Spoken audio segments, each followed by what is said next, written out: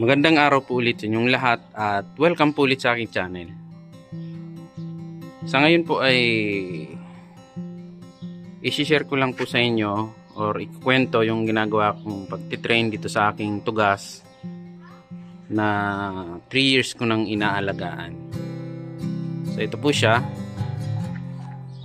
Nung binili ko tong materialis na to, yan, abang niya to, itong maiksi na to. Ito din. Ito. Saka dito hanggang dyan lang yan. So lahat ng mga sanga na yan, patubo na yan. Ito mga to, lahat yan ay bago. Kung mapapansin nyo, yung mga sanga sa taas, mga naka-trim o naka-cutback. Samantalang yung mga dito sa baba, ng mga sanga, mahaba. Hinahayaan ko lang mag-wild. Ayan.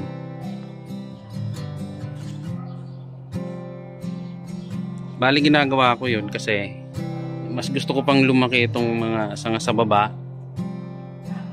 Lahat ng yan. Pati itong sa bandang likod.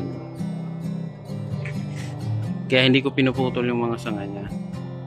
Ayan, mahaba. Tapos itong sa taas naman, kaya ako kinatback. Para medyo makontrol ko yung tubo niya sa taas kasi mas dominant siya. Mas malakas yung tubo niya kaysa kumpara dito sa nasa baba. So yun lang muna yung may share ko sa ngayon. Madami pang kailangang i-improve itong materialis na to. Siguro mga 2 to 3 years pa. Medyo maganda na rin ito. Medyo payat pa kasing mga sanga. Pero masaya naman ako sa development niya. Ito lang, gusto ko lumaki itong sangang itong maliit para magkaroon dito ng sanga. Parang bakante kasi itong lugar na to eh. Pero kung hindi man siya lumaki, dito ko na lang siguro babawiin. Hayaan ko tumas itong bandang mga sanga dito para medyo matakpan.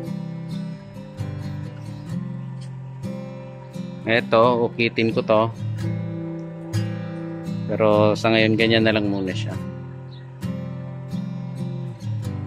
So yun lang po, sana nakatulong tayo kahit papano, lalong-lalo na po sa mga newbie kung paano yung pag-aalaga ng